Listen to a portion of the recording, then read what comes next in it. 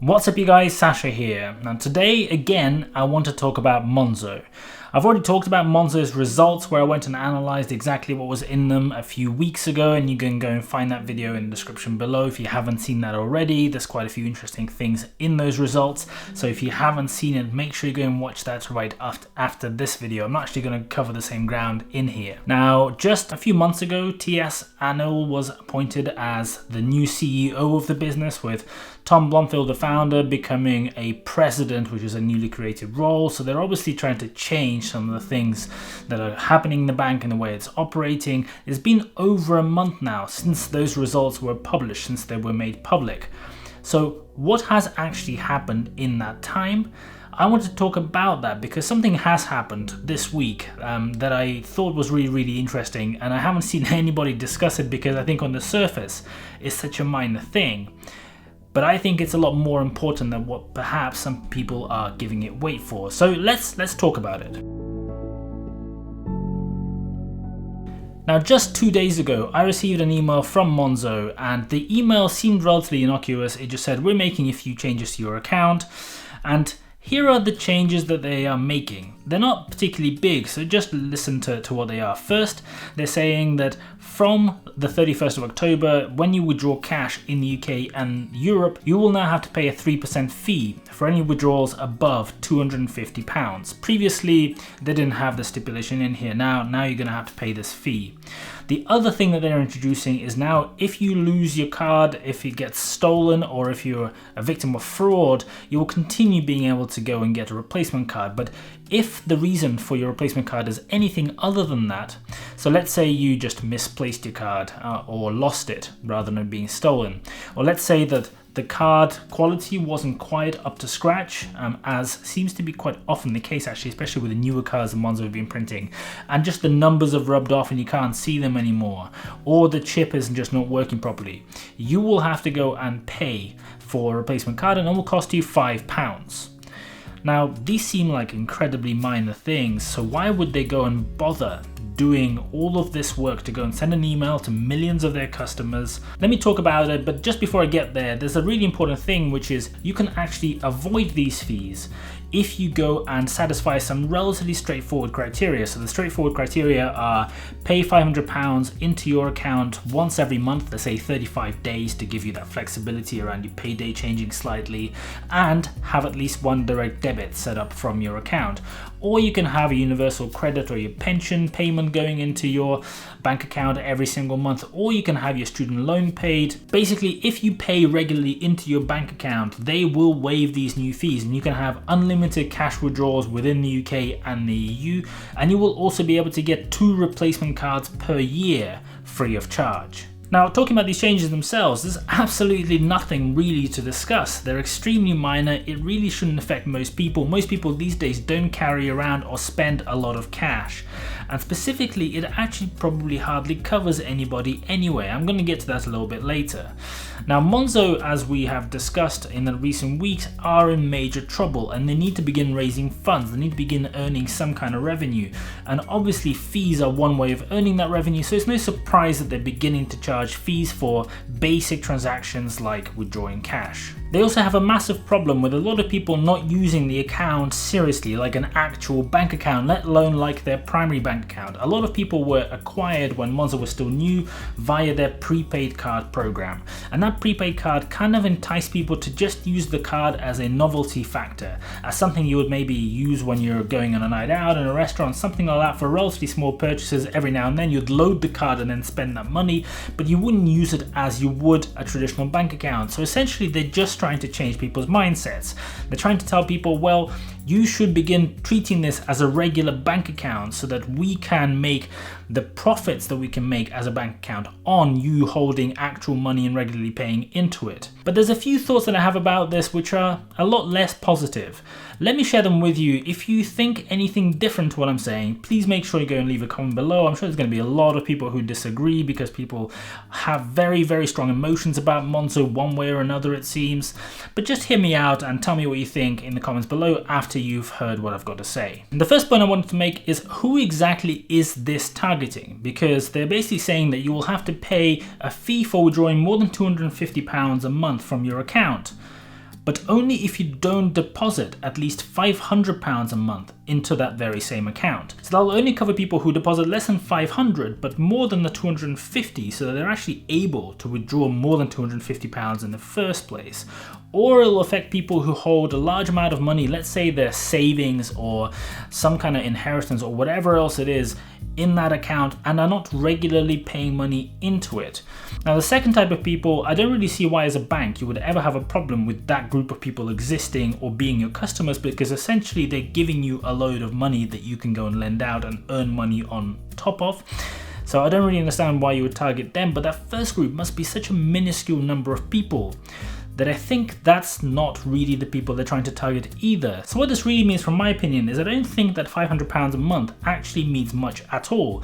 It's kind of like a mask, and the real requirement is for you to begin setting up direct debits from your Monzo account. So what they're trying to essentially say to people is that you should begin using this account as a regular bank account and as your primary bank account. And the direct debit is the requirement that I think is a lot more important and a lot more pertinent here to achieving that goal. But here are the issues that I have with Monzo trying to force a bunch of their customers who currently are choosing not to use their bank account as their primary bank account to convert to doing so.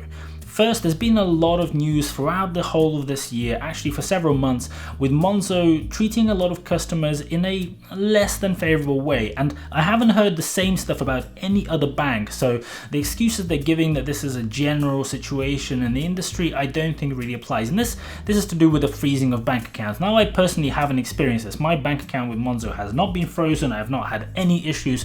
So I'm only going on hearsay, and I'm only going on the various threads that I'm seeing, not just on the Monzo's own community forum, but also in various other places on Reddit, elsewhere, on Twitter. And there seems to be a lot of people who just have their account frozen, seemingly at random, because they've just triggered some kind of fraud flag that Monzo are not going to tell you specifically what it is. And the problem here is that those accounts can be blocked for several weeks at a time.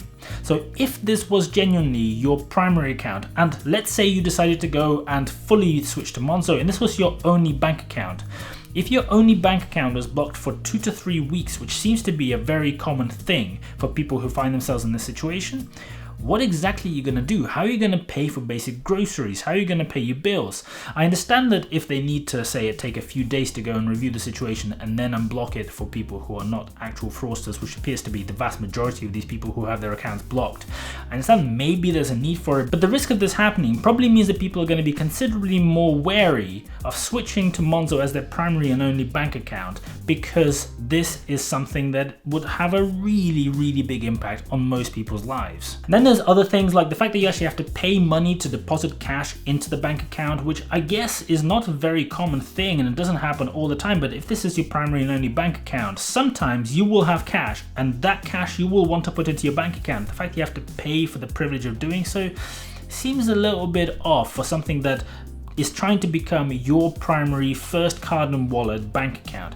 Same goes for checks. The checks are free. You can go and post checks for free to Monzo, but they're saying that it'll take up to 3 weeks. They're advocating it'll probably take somewhere 2 to 3 weeks for the check to actually be processed and put into your bank account, which again is just a really poor experience. If you need that check money urgently, you have to wait quite a long time to be able to access it. You might be concerned about whether it actually arrived via the free post or whether it got lost along the way. There's just a few things like that which I think would prevent a lot of people from fully switching and making it their only and primary bank account. The second issue that I see with this new policy is that now Monzo find themselves in a really unenviable position of being the only major or any kind of reputable bank in the UK that offers current accounts to charge their customers to deposit money in the form of cash into the bank account. The only one. All the high street banks, you can go deposit money via the various cash machines and machines within their branches. Even with Starling, you can go and deposit money for free by going to the post office and using any of those branches, and you can deposit up to £20,000 I think a time. So Monzo is the only one where you have to pay money to deposit money, but not only that, after this update, they're also the only bank where you now have to pay to withdraw your own money from the bank. Now let me make this really clear. If you hold money in Monzo and you want to go and urgently withdraw it, and Monzo is your one and only primary bank account, you will now have to pay quite a lot of money for the privilege of being able to do so. With any high street bank, you can either walk into a branch and over the counter withdraw the money from your bank account with relative ease. Even with Sterling, you can withdraw up to £300 a day by using your debit card and cash machine, and it will cost you nothing. Whether your Sterling is your primary account, whether you pay money into it, whether you have direct debit set up, it doesn't matter. You can do that, and that's up to £9,000 a month without having to pay any fees at all. So I don't really see how Monzo thinks that this is a good move, because this is a really bad situation where you're not just in line with people, you're actually positioning yourself as being the worst bank for people who sometimes need to either deposit or withdraw some cash from their accounts. The third point I wanted to make is, alongside this email, they actually went and published a blog post, and in the email it said that if you want to find more information about why they made these decisions and a few more details and clarifying points, you can go and read the blog post, which I did. And in this blog post, there's one thing that really irked me. They said that 20% of their customer base accounts for 80% of the cash withdrawal costs that they incur regularly from people withdrawing cash from their cash machine. And they're saying a small minority. Now, just to get things straight, 1/5, 20% of your customers is not a small minority. 0.1% maybe would be a small minority, maybe even 1%, but 20% of your customer base is not a small minority. And what they're basically describing is a very basic Pareto principle, which is happening in every single element of everything that happens in life and everything to do with their current accounts. I am betting that 80% of their customers hold at least 80% of the funds within the bank account as well. I'm betting that 20% of their customers probably account for 80% of their foreign transactions. You can probably find exactly the same behavior with almost everything. So pointing out that this is somehow unusual in the cash withdrawal element, I think is just stupid, because it isn't abnormal in any way. The problem with this is that they're basically attacking the casual users, the people who like to flash their card when they're going out, the people who like to use the card or have been a customer starting from the prepaid days a few years ago. And the problem here is that these are probably the most passionate fans of Monzo. They're probably a lot more passionate about that card and that brand than the people who actually use the account as their main bank account. These are the people who want to be seen with the card. These are the people who have held the card potentially for quite some time. A lot of these people are going to be young people who are just more used to having a multitude of different bank accounts and various prepaid cards that are used for different purposes. So attacking the people who are in these segments, who I think would actually be massive Monzo fans, seems like shooting yourself in the foot. I mean, Monzo is incredibly popular with young people. That is their primary customer base. That's what all their marketing is about. That's who they're targeting. And you know what? These are exactly the people who might not have direct debits at all, because they might still be living with their parents. They might live in shared accommodation where somebody else is paying for the bills. They might also be the people who don't have a regular salary, or they might be doing some part-time jobs and not bringing in a regular income of at least £500 a month. So this actually, I think, might affect a lot of customers who would be the ideal long-term customers of the future for the bank, who are currently young and in this situation, which again is not a desirable outcome. When Monzo were first starting out, they made a big point of distinguishing themselves from all the other banks, especially all the high street banks that everyone was growing tired of. They were saying that they are the consumer champion. They're going to be the ones who are going to be fully transparent, fair, and do everything that's great for the customer,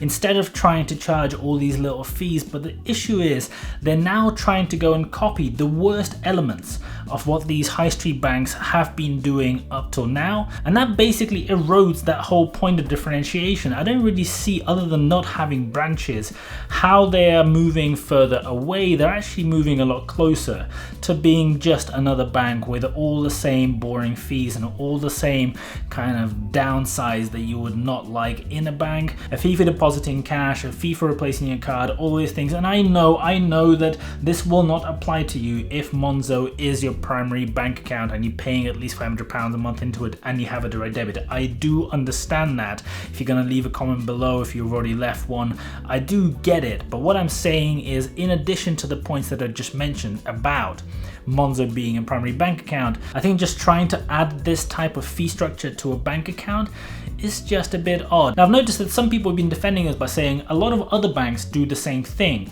Until recently, First Direct had the same sort of policy where you had to pay at least a minimum amount into the bank account every single month, or you had to pay a monthly fee, and some other banks do the same. But the big difference here is that the banks that currently do this generally offer some kind of perks or some kind of benefits in exchange for you having to do that. So either the bank will come with some kind of a rewards or a loyalty program in the form of cashback or something else like that, or there'll be additional perks like you'll get preferential rates on borrowing or some other benefits like that.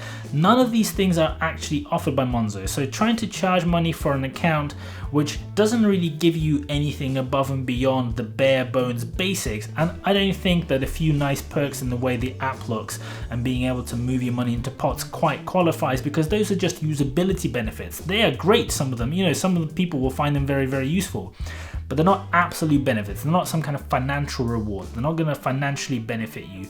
They're just nice usability things. Now I've come to point number 5, which I think is the worst thing in my head about all this, and it's not even really related to what Monzo have just announced in this email. The £5 fee for some replacement cards for a small number of customers and the 3% they're going to be charging on cash withdrawals is not going to transform their fortunes. It is not going to magically go and earn them the millions required in order to just for the bank to begin breaking even. And neither will the program of getting rid of the casual users who are currently not earning the bank enough money, because the customers who are not casual users are not earning the bank any money either. The issue here is that the leadership of the bank, the commercial team, the finance team, the marketing team have spent a substantial amount of time in the run-up to this email going out and after it's gone out, planning and executing this whole strategy. So somebody had to go and model what the outcomes of this are going to be. Somebody had to go and think about what are the customers going to react to this like? What is the monetary benefit to the bank of putting this policy in place? How much money will this thing actually raise? Is it worth doing it?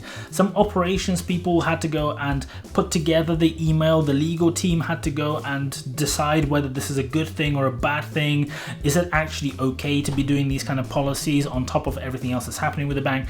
There must have been a lot of effort, relatively speaking, for a very, very minor program. And now on the 31st of October, they actually have to go and implement it. They have to have people in the call centers and on the chat answering numerous customer inquiries about exactly what happens and how does this affect their account and will they have to pay the fee or not. This is such a minor point. It's not even particularly important. In fact, if these fees already existed with Monzo, nobody would even bat an eyelid. It's just really irrelevant and it doesn't even matter. But the fact that after spending all of this time thinking about what to do, this is the first step in the process of getting the bank to some kind of profitability seems like a really, really bad thing, because I don't think this is going to deliver absolutely anything. Perhaps instead of trying to charge a small number of customers £5 for a replacement card or some of the other stuff that is coming out through all of these recent policies, or trying to create an account with very questionable perks where again people have to pay a very small fee, maybe instead of focusing on these tiny little minuscule things, it would actually be more beneficial if the bank didn't bother doing all of this relatively pointless and relevant stuff and focused on actual revenue generating models. Let's say generating an actual credit card that works and earns money. Let's say generating actual lending in the form of working overdrafts, actual loans that people want to take out at rates that make commercial sense, as well as enticing enough people to actually take them out. Stuff that actually can be done at scale, stuff that will actually earn significant money for the bank, not just a few pennies per account per month. I'm just baffled by the fact that a bank with so much motivation behind it, so much ambition, and so many super smart people working in it is ending up doing stuff like this instead of the things that I just mentioned, which are the really, really obvious and really relatively simple things to go and implement for a bank with the sort of cash and the sort of size that Monzo currently has. I'm hoping that something major comes through in the next quarter or two that goes and changes all this for the better. I actually really like Monzo. I think Monzo is a great bank. I think they've done some really great things by turning the tide and getting people more accustomed with the challenger bank business model and getting people more happy using different way of banking where you don't have the whole branch experience and all of that stuff. So I'm actually hoping that Monzo go and turn this around, but because of what they're doing, it just looks more and more bleak. If you have a different opinion, please go and share it below. I would really love to hear what you've got to say. If you liked this video and you find this type of information and this slightly different way of looking at things interesting, make sure you go and subscribe to this channel. That is exactly what I talk about every single time I release a new video, and they come out 3 times a week on a Monday, Wednesday and Friday. Make sure you go and hit that bell next to the subscribe button. If that bell hasn't been hit, you might not see the videos even if you do subscribe. Make sure you go and hit that bell so you get notifications every single time I actually go and release one of these videos. Thank you so much for watching. I really appreciate it, and see you guys later. Can we work it out? Only time will tell. It's gonna take a